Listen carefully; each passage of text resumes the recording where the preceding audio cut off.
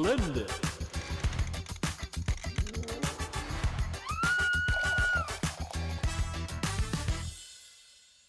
Olá, sejam muito bem-vindos a mais um Café com Consciência. Hoje eu estou com um convidado mais que especial.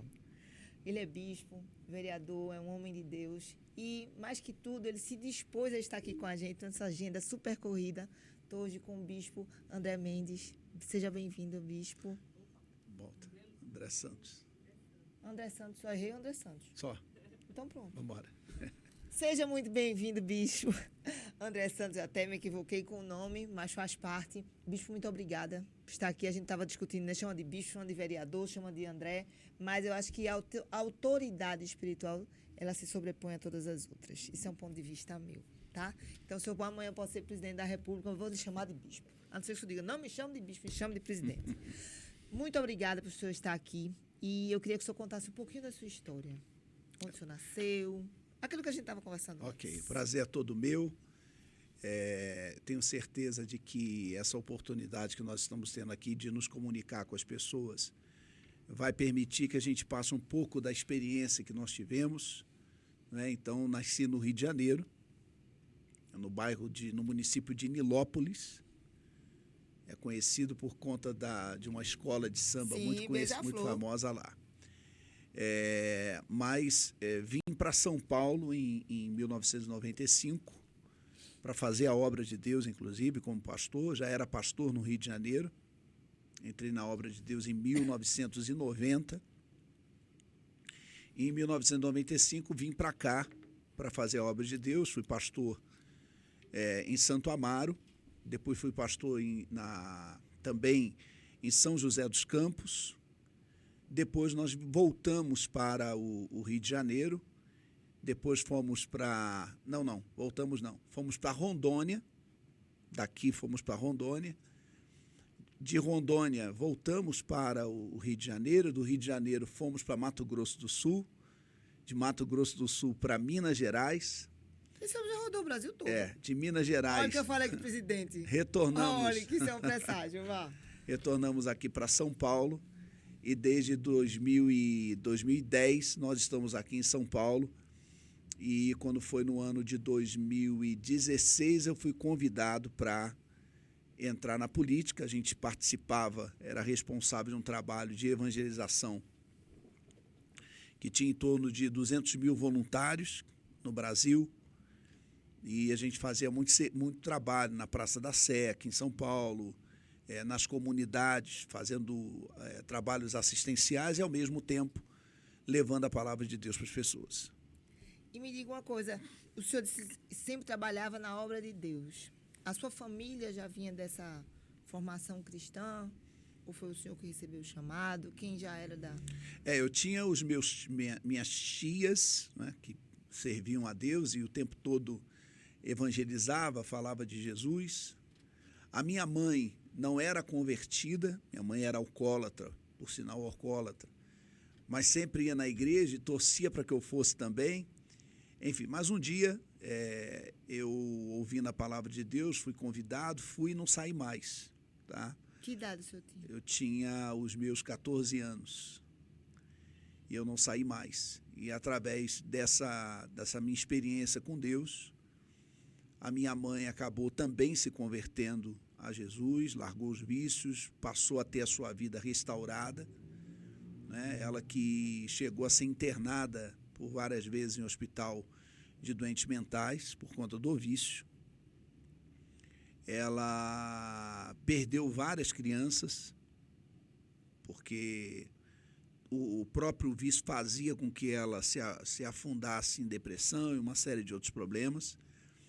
Mas, graças a Deus, ela se voltou para Jesus e de lá para cá nunca mais abandonou. Ela hoje é uma serva de Deus.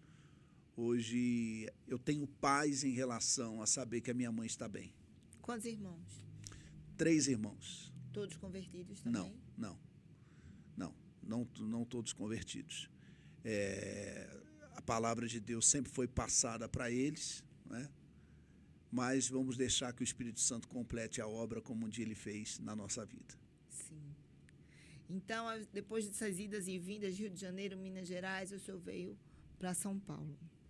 E o que me chamou a atenção, eu vou falar como é que nós nos conhecemos, né? Eu estava num evento e eu tinha, porque eu sempre converso muito com Deus, com o universo, eu tenho essas minhas conexões e eu pedindo, porque se o senhor não conhece, para quem não conhece, né, que vai assistir sua entrevista, que é conectado ao senhor e a toda a sua história, o objetivo do Café com Consciência é trazer as mais diversas consciências, as mais diversas possibilidades do ser humano neste planeta, seja cristão, católico, protestante não, do candomblé, para que a gente possa tomar conhecimento. Mas até então, eu não tinha tido a oportunidade de trazer um homem cristão, alguém que falasse da palavra de Deus, e eu tinha pedido muito a Deus que me mandasse um pastor. Eu fiz, meu Deus, me mande um pastor, porque senão a gente fica muito setorizado, só trazendo um lado, e não é o meu objetivo. Meu objetivo é mostrar todas as possibilidades e deixar que a pessoa que está assistindo se identifique com a palavra. Uma palavra que o senhor vai dizer aqui pode tocar e vai tocar o coração de alguém que vai ouvir. É esse o nosso objetivo. Independente do que ela vai escolher na vida toda. Uma palavra o senhor sabe, né? Sim. Salva, liberta e restaura. Eu não sou pastora, não. Mas, então, eu estava num evento e teve uma hora que eu saí, fui tomar um café, e eu tinha pedido a Deus que me mostrasse um pastor. Aí foi quando eu vi o senhor lá com o seu grupo, né, de trabalho, conversando sobre a palavra de Deus, a importância de ter a palavra de Deus no meio da política, que é onde a gente vai chegar, né? O quanto a gente pode resgatar almas através da política, porque parece que no nosso Brasil há uma certa barreira e um certo preconceito sobre se falar de política e sobre se falar de fé. Eu não estou nem falando de religiosidade, de fé, que dirá a igreja. Então, quando a gente vê uma pessoa que trabalha no movimento de levar fé, de levar Deus, de levar, né, coisas boas, ainda falar de política, eu digo, esse homem é mais que arretado, viu? Esse foi enviado mesmo. Vai. Eu me levantei, né, atrevida que sou, aí eu digo... Aí o senhor falou alguma coisa de entrevista, eu digo, olha, o senhor achou o programa agora, que eu vou lhe entrevistar, se o senhor aceitar. Que eu acredito muito assim, que Deus fala com o homem através do homem, mas a gente tem que permitir. Eu poderia ter escutado o senhor falado e não tinha até por vergonha, sei lá, exato. Né? E até poderia ter levado um não. Mas o senhor foi tão aberto assim, sem me conhecer, né? Por isso que eu sou muito grata e fiquei lhe aguardando e ficaria até tantas horas fosse para lhe receber. Porque a gente quer deixar esse canal, porque eu achei muito bonito. Porque a gente, como brasileiro, a gente fala muito que a política não presta, que os políticos não prestam, que o povo não é lembrado, que está tudo muito corrompido, né? A gente fala até umas palavras mais fortes, está prostituída a política. Então, quando eu vi o senhor falar isso, não precisamos levar a palavra de Deus na política, eu digo, é isso que a gente tem que falar. Então, eu queria lhe pedir isso, o senhor falar sobre isso. E a palavra de Deus na política é o exemplo. Terminou a entrevista. Ponto. Tchau. Porque um dos primeiros exemplos é o respeito com as pessoas. Isso. Como é que eu vou querer que as pessoas me respeitem se eu não dou a elas o devido respeito? Então, eu escolhi para a minha vida servir a Deus. Outros escolheram para suas vidas outras formas, outras coisas. No campo ideológico, poderá acontecer uma discussão, é natural, cada um defende aquilo que acredita, mas no campo, no sentido de convivência, nós temos que saber ter o equilíbrio para conviver com as pessoas. Com as diferenças. Exatamente isso. Exatamente isso. Então, no momento que nós fazemos isso, né, eu vou até contar uma situação, um episódio, é importante contar isso. Nós temos lá um refeitório na Câmara Municipal e uma pessoa, tá, por uma questão de inscrição, eu não vou citar o nome, mas uma pessoa conversou e falou assim, eu não imaginava que vocês que eram de igreja, vocês sentassem para pelo menos comer com a gente e, de repente, conversar como qualquer outra pessoa. E naquela conversa, a própria pessoa começou a me perguntar sobre Deus. Vem cá, e isso? E aquilo? Como é que funciona? Como as coisas acontecem? E assim, hoje nós estamos lá na Câmara, quando a gente tem que discutir, debater alguns assuntos que vão contrário àquilo que nós acreditamos, àquilo que nós defendemos. No campo das ideias, nós discutimos, nós debatemos. Tá? Mas, por incrível que pareça, muita gente não acredita. Mas dentro da Câmara Municipal, entre os políticos, há respeito. Ninguém cita a família do outro, ninguém vai para cima do outro e os outros parlamentares concordam se ela for de forma agressiva, ninguém concorda. Chamam a pessoa no canto e dizem, ó, fulano, você tem todo o direito de falar o que você entende que deva ser falado, no entanto, o limite é até aqui, porque você não pode tratar um companheiro seu de trabalho, Sim. por mais que haja diferenças, dessa forma. Muita gente não acredita nisso, mas isso acontece. Então, há respeito com as famílias, há respeito com a forma como nós falamos em relação ao outro.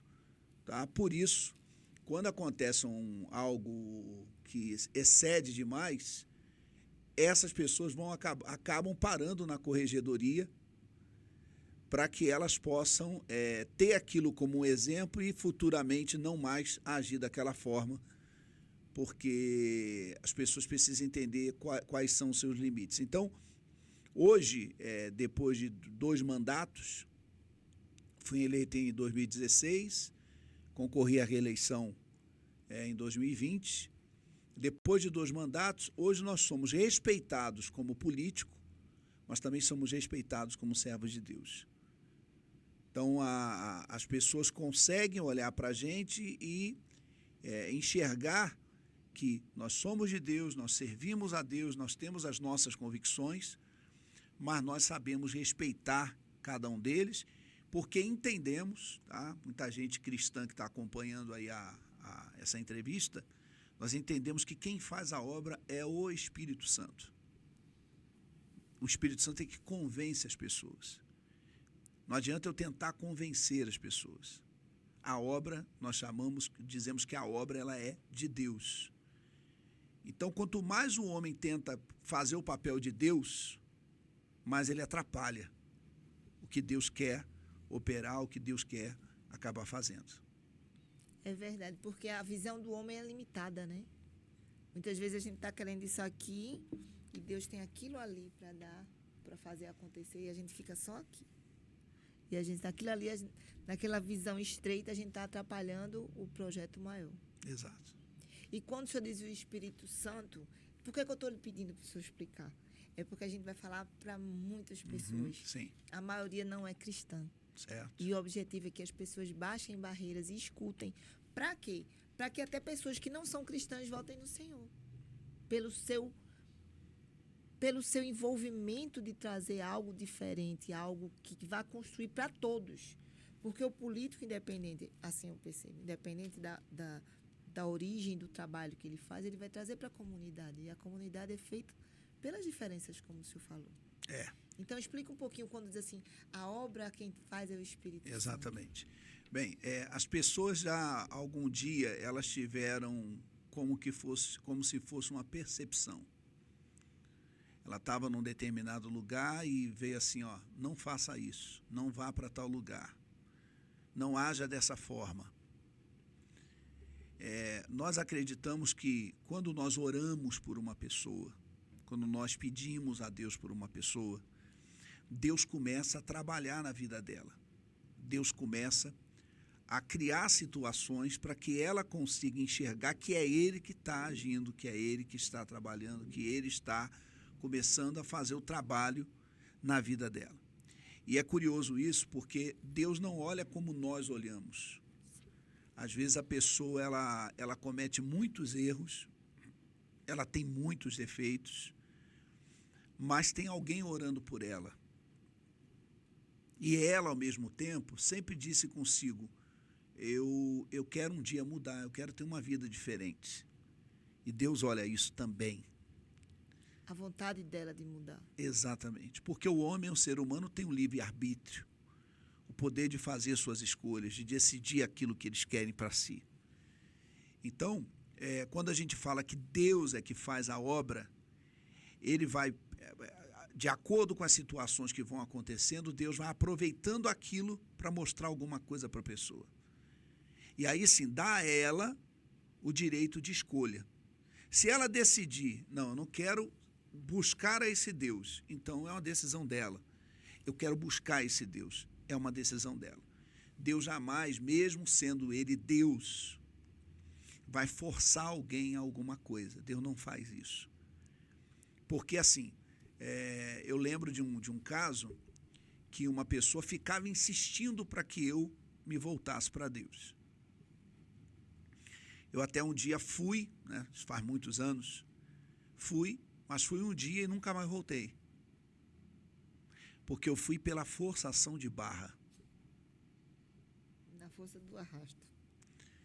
Mas muita gente orava por mim, muita gente vinha e quando vinha conversar comigo, falava de uma maneira inteligente, falava da palavra de Deus, só plantava a semente, mas não criava uma situação de imposição. Tipo assim, se você não for, você vai para o inferno.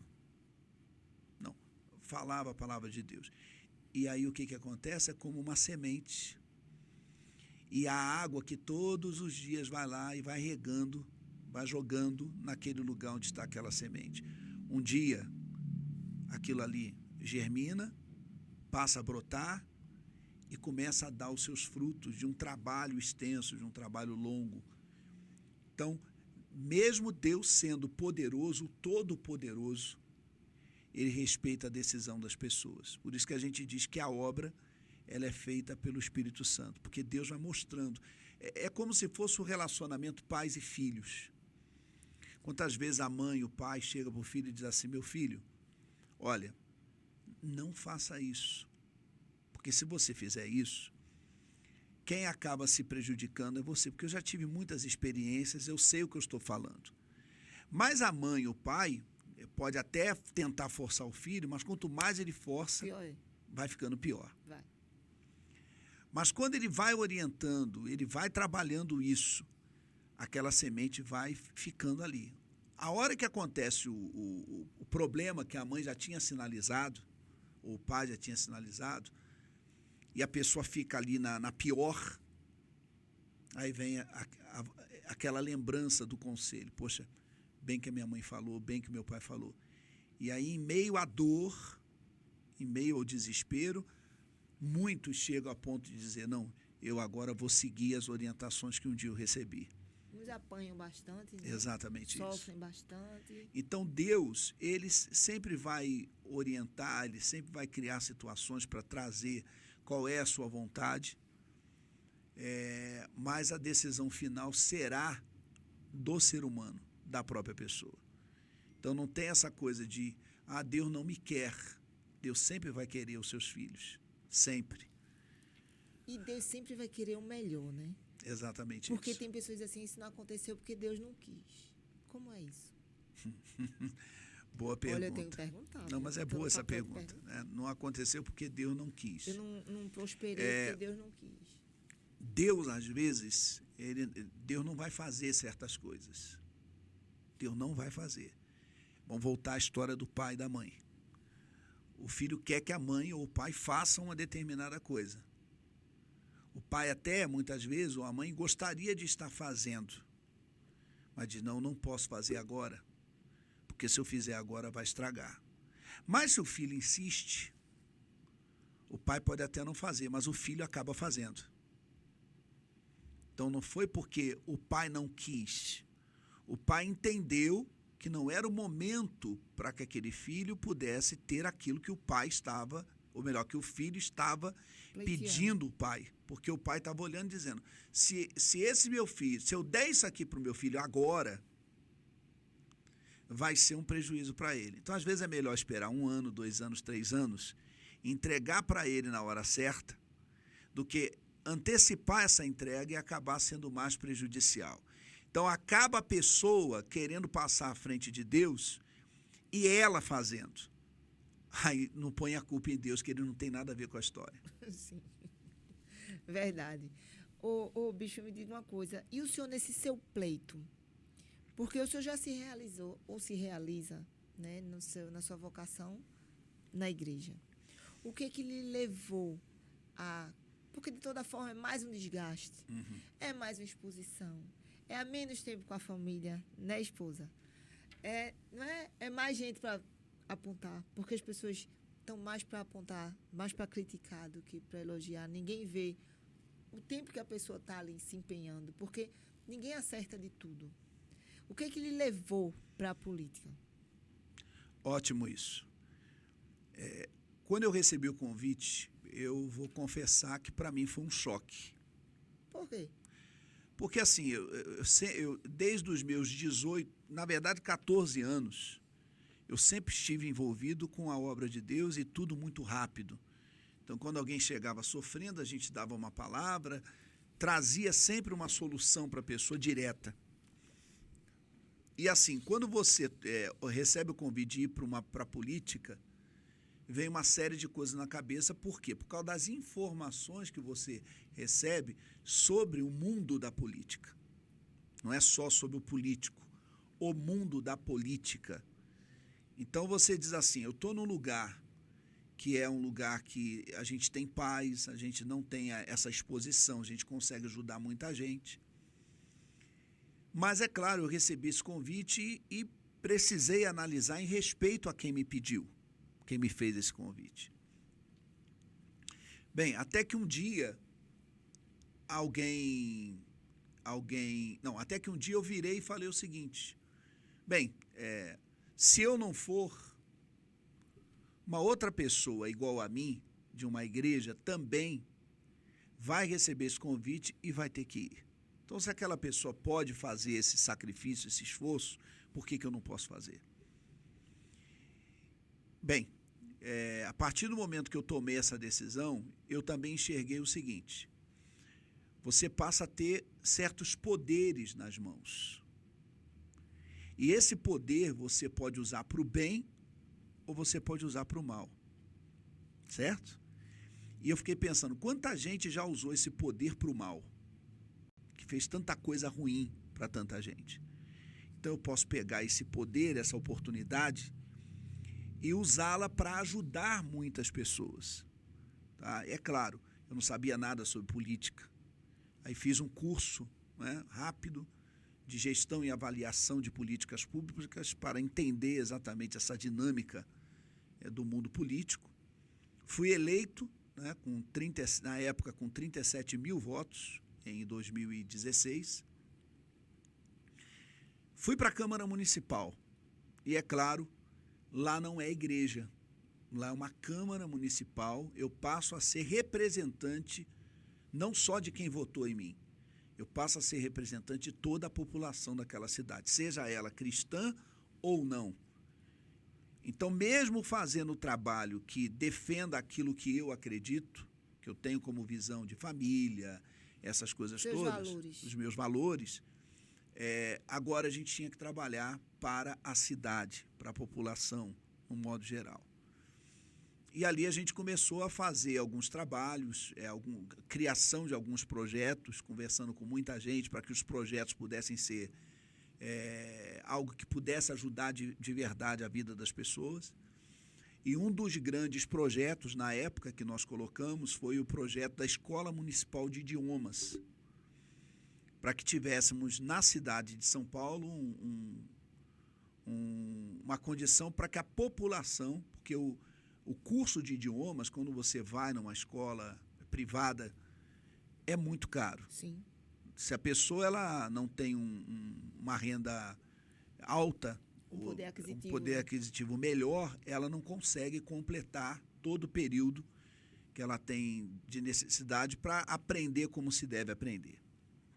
Eu falei, se a gente tiver algo de qualidade na cidade de São Paulo, então os estudantes, porque assim, a pessoa faz lá todo o processo de aprendizado na escola pública, quando chega a uma certa idade, ela vai para o mercado de trabalho, ela se formou e vai para o mercado de trabalho. Quando ela chega no mercado de trabalho, a pergunta é, você fala um outro idioma, e às vezes a empresa nem usa, mas coloca lá na hora do questionário, das perguntas, exatamente isso.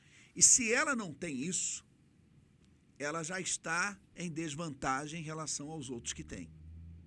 Sim. Bem, esse projeto foi aprovado em 2019, passou a ser lei na cidade de São Paulo e começou esse trabalho nos céus e, recentemente, foi ampliado também para as escolas municipais, embora eu ainda tenha uma discordância sobre isso, porque aparentemente ser colocado em todas as escolas do município seria muito bom, mas eu acredito o seguinte: primeiro estruture, Sim. depois amplie. Então, comecemos de forma equilibrada, para que o profissional possa se adaptar àquele novo formato, os alunos possam trazer a demonstração se aquilo ali funcionou ou não. Então, eu tenho como se fosse um laboratório. Eu começo um piloto, para que, através daquela experiência, a gente possa ver se o trabalho que está sendo realizado é de qualidade. Certo? Então, eu questionei isso, porque agora esse projeto voltou para a Câmara Municipal como um projeto da Prefeitura, não mais como projeto do André Santos. Mas o meu questionamento não foi a questão de ser colocado nas escolas, no modo geral. Mas, no momento que você amplia, você precisa ter mais professores e mais professores qualificados, né? Você vai ter um número maior de estudantes, e você sabe, uma sala de aula com 10 alunos, o poder de absorção do que se é falado é 1. Se você tem 100 alunos na mesma sala, o poder de absorção das informações é outro, diminui a qualidade. Então, eu, de fato, reclamei, porque a ideia não era fazer uma coisa que não trouxesse qualidade para a população. Não trouxesse resultado, né? Nós levamos quase 2 anos estudando o projeto, analisando, conversando, para que a gente conseguisse um formato que fosse bom, e na hora que esse projeto fosse aprovado, ele não fosse como tantos projetos que é aprovado e depois não funciona para mais absolutamente nada. Então, pelo menos, né, mesmo não gostando da forma como, de maneira acelerada, foi feita, de alguma forma nós sabemos que nós conseguimos contribuir não só para pessoas que são da minha igreja, Sim. são evangélicos, nós conseguimos contribuir para toda a cidade de São Paulo, para toda a população, independente daquilo que elas defendem, independente daquilo que elas acreditam. Muito bom. E os próximos projetos? Nessa próxima gestão, o que é que o senhor está pleiteando? Agora nós, devido à experiência dos 2 mandatos, nos permite enxergar quais são as principais demandas ou os principais problemas que chegam ao nosso gabinete. Então, o principal dos problemas é na área de saúde. Hoje nós temos uma demanda lá no gabinete de aproximadamente 70% dos problemas que chegam ao nosso gabinete, as pessoas pedindo algum tipo de ajuda, de solução, é na área de saúde. Então, a minha ideia agora uma vez tendo a chance de ocupar novamente uma cadeira, um espaço na Câmara Municipal, estruturar essa parte para que, quando as pessoas chegarem, tenhamos condições de atendê-las de maneira mais rápida e também mais assertiva, com a qualidade melhor. Mais eficaz, né? Exatamente isso. Hoje a gente consegue fazer isso, mas assim, a operação, a forma de trabalhar é muito dificultosa, porque você precisa descobrir aonde tem o local para poder resolver aquilo e quem pode, de fato, resolver aquilo. Além disso, a questão de habitação, né? Hoje a cidade de São Paulo tem um déficit de habitação, de pessoas que esperam ter um dia a sua moradia, o local para realmente estar e colocar a sua família. Hoje gira em torno de aproximadamente 500 mil famílias que estão à espera de uma unidade de moradia, de um teto, que possa dizer que é seu, né? Hoje nós já aprovamos na Câmara Municipal um projeto chamado Pode Entrar, que vai permitir, tá, uma vez que ele passa a ser implementado, vai permitir que já consigamos atingir em torno aí de 100 mil unidades habitacionais, então já vai começar a reduzir bastante. Só para você ter ideia, de 2012 a 2020, nós tivemos a construção de unidades habitacionais na cidade de São Paulo em torno aí de 18 mil unidades habitacionais. De 2012 a 2020, dá um total aí de 8 anos. Nessa atual gestão, tá, do prefeito Ricardo Nunes, nós já estamos chegando a casa, já foram construídas, já foram entregues, inclusive, aproximadamente 10 mil unidades habitacionais, já foram entregues. Já está em operação, em obra, tá? Mais uma outra quantidade que vai chegar em torno aí de 30 e poucas mil unidades habitacionais, tá? E com mais alguns contratos que devem ser assinados agora nos próximos 2 meses, nós devemos chegar até 2025, em torno aí de 63 mil unidades habitacionais na cidade de São Paulo. Então, hoje já está havendo um grande avanço em relação a isso e, é claro, nós vamos, como também é uma demanda muito grande que chega ao nosso gabinete, nós vamos trabalhar para estruturar melhor essa parte e tentar ajudar as pessoas a um dia terem a sua moradia e que dê tranquilidade a ela, para a sua família também, sem a necessidade, e o nosso trabalho é sem a necessidade de levar as pessoas a primeiro ter que invadir terras. Porque, assim, a pessoa já está numa situação difícil. Sim. Ela já vive isso no seu dia a dia. Aí alguém pega essa pessoa e diz assim para ela, ó, você agora vai lá para aquele terreno vazio lá, que pertence a A ou B ou C, e você vai invadir lá. Nós vamos invadir, vamos montar acampamento lá. Só que, além disso, infelizmente, a maioria, quando leva essas pessoas para esse lugar, ainda cobra delas um aluguel. Ah, é? É exatamente isso. Eu não sabia disso. Ainda cobra, elas ainda têm que pagar um aluguel, né? Porque se ela não pagar, nem lá ela consegue ficar. Tá subjugando aquela pessoa pela própria dor. Para você ter ideia de como a coisa é complicada. É uma E engrenagem. Né? Esses grupos que normalmente fazem isso, tá? Tem os grupos de movimento de habitação organizados que não fazem esse tipo de trabalho. Eles existem. Mas tem aqueles grupos que realmente trabalham para fazer essas invasões acontecerem. Pondo em risco a vida das pessoas, pondo em risco a vida de crianças. E aí, quando eles querem reivindicar alguma coisa, o que eles fazem? Pega essas pessoas que já estão numa situação precária e leva para frente de uma prefeitura, leva para frente de uma secretaria, para que elas façam a manifestação,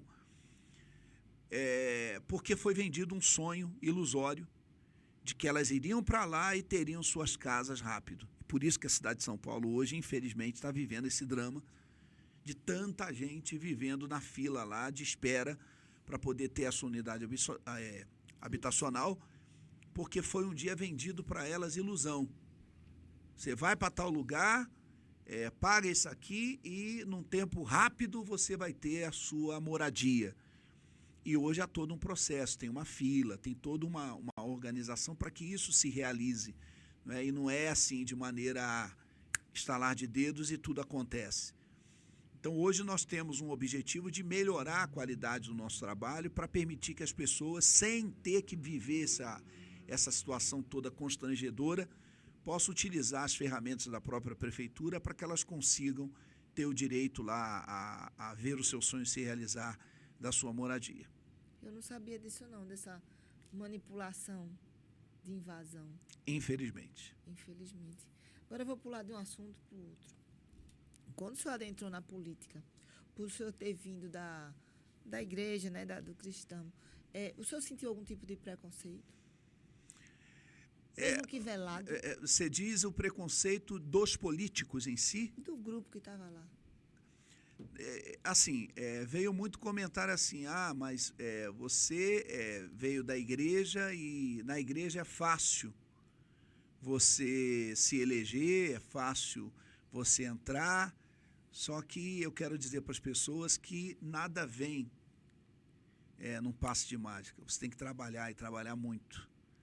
Então, não subestime quem vence. Ninguém deve subestimar quem vence. Por quê? Porque para a pessoa chegar à vitória, e uma vitória consolidada, ela teve que trabalhar, na sua grande maioria das pessoas. Então, a maioria das pessoas, é claro, tem as exceções, né?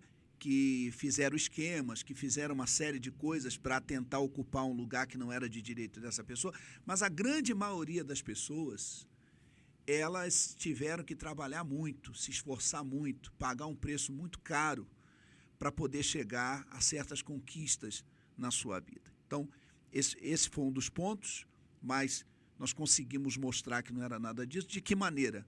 Trabalhando muito dentro da Câmara Municipal. Sim. Trabalhando muito. O exemplo, né? Então, hoje eu sou, agora que eu estou tomando conta da presidência do partido na capital, mudou um pouquinho, mas enquanto eu não tomava conta, eu era o primeiro a chegar na Câmara Municipal. Hoje eu faço os meus trabalhos da Câmara, mas eu diversifico, ora por telefone, ora por videochamada. A gente consegue usar a parte digital também para antecipar algumas coisas. Tá? E é claro, tem lá os dias das sessões, tem os dias que nós temos que estar na Câmara para poder fazer ali o nosso papel de parlamentar, e os outros dias estar cuidando das nossas bases políticas, né, de lugares que normalmente a gente dá uma atenção maior durante a semana. Além disso, o que passou a acontecer? Além de mostrar o trabalho para essas pessoas, elas também começaram a ver que não havia necessidade de preconceito, porque nós também não nos mostramos preconceituosos. Então, eles começaram a ver que do lado de cá havia, como eu já tinha comentado no início, havia um respeito para com essas pessoas. Então, não era assim, não, eu sou bispo, eu sou pastor, eu sou, na minha igreja, um líder, eu não quero falar com ninguém, eu não converso com ninguém, eu não cumprimento ninguém, eu não dou bom dia para ninguém, eu sou mais do que os outros. Então, no momento que as pessoas fazem isso, então elas não têm o direito de exigir o respeito e a compreensão por parte de outras pessoas. Então, assim, no início aconteceu, mas logo foi superado, e assim, eu tenho muito prazer hoje, e falo assim de uma maneira muito tranquila. A Câmara Municipal e os vereadores, vereadoras me surpreenderam positivamente, porque na relação de pessoas, com exceção a um caso ou outro, a relação sempre é muito amistosa, independente do partido. Independente do partido. Então, não tem aquelas guerras que muita gente quer que aconteça. Que lá fora tem. Que às vezes os líderes não estão brigando, os seguidores estão brigando entre si, estão se matando. Então. Não é? Exatamente isso.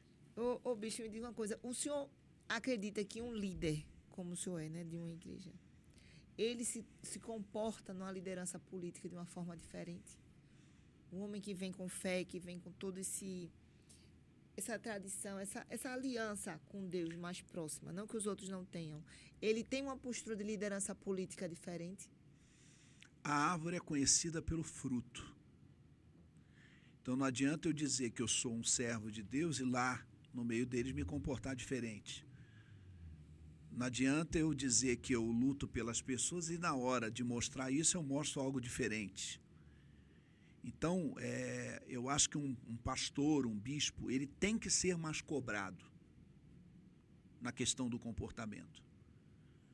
Porque o tempo todo ele pregou acerca disso. Ele disse para as pessoas que a pessoa devia ter um comportamento diferenciado. Então, no momento que ele entra para a política, o nível de exigência a ele, claro que vai subir, vai aumentar, e cabe a ele atender essa expectativa, porque, de fato, agora ele tem as duas funções. Ele tem a função de servo de Deus, que é a primeira. Sim. Ele precisa ter um comportamento diferenciado. E agora ele tem a função de um representante do povo de uma cidade, principalmente tão importante quanto a cidade de São Paulo. Então, ele é cobrado por essa liderança política, e ele é cobrado por essa liderança espiritual, que na hora que está sendo feito o trabalho lá, não desassocia. Por exemplo, eu estou aqui, eu sou vereador e sou servo de Deus. Não tem como dissociar. Você só deve me olhar como vereador, não me olha como bispo, ou me olha só como bispo, não me olha como vereador. Hoje não dá para fazer mais isso. Hoje eu tenho essas duas funções. E cabe a mim a mesma coisa, eu estou casado. Não me olha como alguém casado. Como é que pode? Isso não existe. Então, cabe a cada um, de acordo com as suas escolhas, com as suas decisões, cumprir com suas obrigações, com seus deveres. É difícil? Claro que é difícil, porque tem todo um sistema que funciona de uma forma diferente. Exemplo, o sistema da verdade. Quando você vai falar da verdade, as pessoas que vivem num mundo de mentira, que a mentira sempre precisa estar presente para que as coisas possam avançar, então é um preço que você tem que pagar, porque algumas portas você inicialmente fecha, porque você não vai lidar com a mentira como as demais pessoas lidam, como se fosse uma verdadeira companheira. Então, a verdade é uma coisa que nos dias, já lá atrás já era difícil, nos dias atuais, então, você viver de acordo com a verdade, falar aquilo que acredita, pagar o preço. não é fácil, mas se nós um dia tomamos uma decisão, tanto de servir a Deus quanto de entrar nesse mundo da política para fazer a diferença, então nós precisamos assumir as nossas responsabilidades. E uma coisa, o Brasil tem jeito? O Brasil sempre foi muito bom e muito forte. Nós vemos agora o caso do Rio Grande do Sul. Ninguém precisou dizer para as pessoas assim, ajude.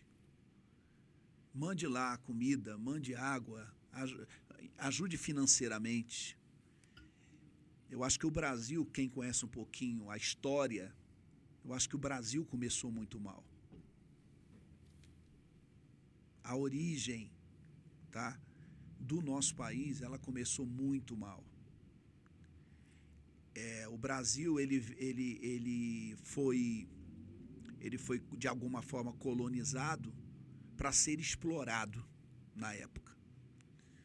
Ele não foi colocado. As pessoas que vieram para cá na época, nada contra os portugueses, porque são pessoas queridas de todos nós, né? Mas as pessoas que na época vieram para explorar o nosso país, essa terra.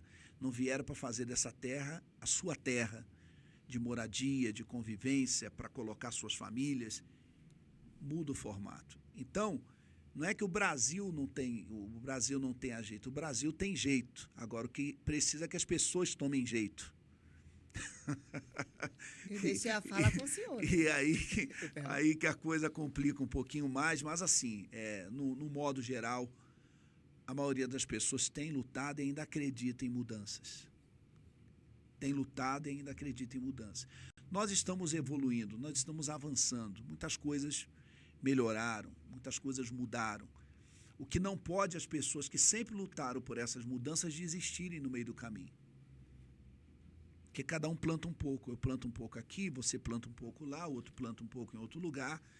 E a junção dessas plantações vai fazer com que a gente construa coisas boas. Um jardim, né? diferente. E uma coisa muito séria e importante. Eu sempre ouvi pessoas de bem dizendo, eu não quero me envolver com política. Isso que eu queria ouvir. Eu não quero me envolver com política. Se você, minha amiga, meu amigo, não quer se envolver com política, talvez pessoas que têm um pensamento ruim, talvez pessoas que querem o mal, querem usar a política para coisas apenas para atender os seus anseios pessoais, elas vão ocupar esses espaços. Você está lavando as mãos. Então, você não tem o direito de reclamar. É a mesma coisa o direito de voto. Foi conquistado isso. O brasileiro, durante muito tempo, não podia ir às urnas para votar. Mulheres, então, nem se fala. As mulheres passaram a ter direito de voto depois de muitos anos. Então, quer dizer, o direito de voto hoje é uma oportunidade que as pessoas têm de dizer o seguinte: quem está nessa cadeira fica porque nós analisamos, foi feito um bom trabalho. Quem está nessa cadeira sai porque nós analisamos e não foi feito um bom trabalho. A dança das cadeiras é feita no voto. É feita no voto. E se a pessoa que tem esse direito, ela não usa o seu direito, depois ela não pode dizer o seguinte: o fulano é um mau prefeito, fulano é um mau governador, fulano é um mau vereador. Ué, mas ela não fez nada para que esse mau prefeito, esse mau governador, esse mau vereador não estivesse lá. Ela não fez nada, porque quando ela não fez a parte dela de cidadã, ela permitiu que alguém fizesse o que deveria ela fazer. Infelizmente, acaba o pior, infelizmente, acontecendo. O rapaz me deu 5 minutos, mas eu vou lhe pedir mais 5, que aqui eu estou com autoridade. Olha, o senhor falou que o senhor exerce 2 papéis. E, para fechar, eu vou lhe pedir 2 finalizações de acordo com os seus papéis. Primeiro, que o senhor falasse ali na Câmara, o senhor parece que adivinhou o que eu ia perguntar. Para aquele cidadão que não está acreditando mais na política, se lá vem mais um ano eleitoral, eu não sei em quem eu vou votar, não vale a pena, isso não vai mudar nunca, sabe? Aquela pessoa que olha para os filhos, olha para as contas, olha para os problemas e acha que está sempre mais do mesmo. Então, o senhor, como homem de Deus, o homem que já está no 3º pleito, né? Vai para o 3º pleito. Sim. Já está. Vai entrar no 3º pleito. O que o senhor poderia dizer para aquela pessoa que nem está mais a fim de votar? Ou vai votar porque alguém pediu e está aquilo que o senhor começou a falar, está como é que se diz? Se excluindo do direito de escolha. Fale para essa pessoa, para esse brasileiro. Quem ama, cuida. Quem ama, cuida. E será que você não tem amado mais outras terras, outros países do que o seu país? Outros bairros do que o bairro que você mora, outros municípios do que o município que você mora?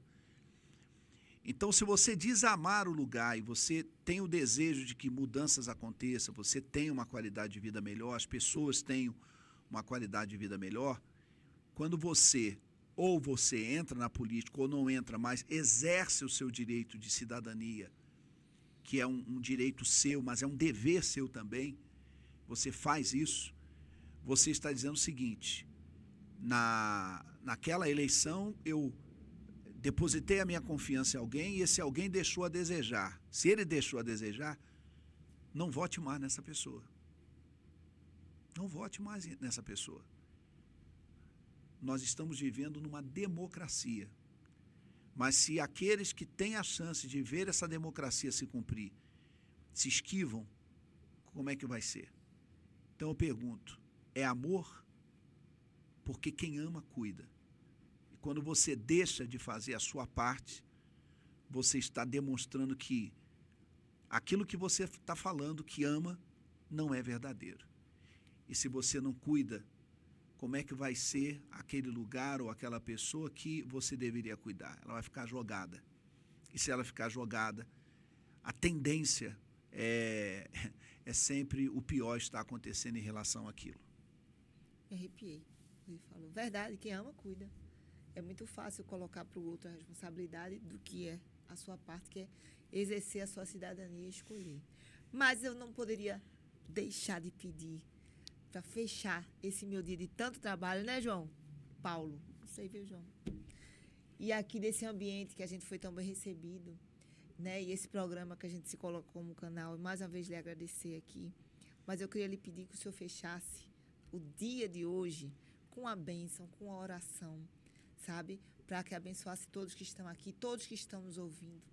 E que a sua reeleição já está acontecendo e que o senhor possa cada vez mais estar conectado com o seu propósito, com a palavra de Deus, que lhe dê muita saúde, muita paz no coração, muita paz no seu lar E que se foi 34 mil, que seja 340 mil. Agora lembre-se da sua amiga. Viu? Que o senhor possa fechar tantas palavras sábias que o senhor disse aqui, que as pessoas vão receber, independente da época, porque as palavras de Deus não são atemporais. Mas se eu deixasse aqui uma oração para a gente ir para casa com o coração mais aquecido e ter força amanhã para recomeçar um novo dia. Eu que agradeço aqui pela oportunidade de estar me comunicando com cada um de vocês, tá? E é claro, a gente deseja o melhor para a vida de cada um, mas sempre lembrando, nós devemos fazer a nossa parte. Então, o que compete a nós, vamos fazer. E o que compete aos outros, que os outros façam. Mas se os outros não fizerem, não façamos disso desculpa para não fazermos a nossa parte. Vamos fazer a nossa parte. E também a oração, ela é muito importante. Ajuda a gente no bem-estar mental, na parte física, na parte de relacionamento com as pessoas, porque a gente está vivendo uma época muito agitada, uma época que o nosso cérebro, nossa cabeça não para um minuto, né? E realmente as pessoas estão começando a sentir isso negativamente em suas vidas. Então não despreze o momento da oração, o momento da fala com Deus, ainda que seja um pouquinho só que você vai fazer de oração. Mas sempre tira um momento para falar com Deus, isso vai fazer sempre muito bem para você. Vamos então agora aproveitar e falar com o nosso Deus. Senhor, nosso Deus e nosso Pai, independente de quem quer que seja esta pessoa, dos defeitos, das falhas, dos erros que ela possa ter cometido ou vem cometendo, no momento que a mesma te invoca, que chama por ti, com sinceridade, com fé, inclina os teus ouvidos para ouvir esta oração. Aqueles que têm vivido dias de lágrimas, dias tão difíceis, os amigos sumiram, desapareceram, viraram as costas. Aquelas pessoas que essa criatura tinha certeza de que a amparariam, também, na hora que mais essa pessoa precisou, negaram socorro. Ó meu Pai, ela está, de fato, muito só. E se o Senhor não intervir, não agir agora, abrindo os caminhos, trazendo paz, trazendo renovação das forças, o que será dessa criatura? Então, meu Pai, em o nome do Senhor Jesus, nós entregamos a vida de cada pessoa nas tuas mãos. A família de cada uma delas. Esse ano de 2024, se não começou muito bem, que a partir de agora as coisas comecem a acontecer positivamente. Nós te pedimos em nome de Jesus e que todos os que creem digam amém. E graças a Deus. Amém. Graças a Deus. Amém. Amém. Muito obrigada. Deus te abençoe. Até o próximo Café com Consciência.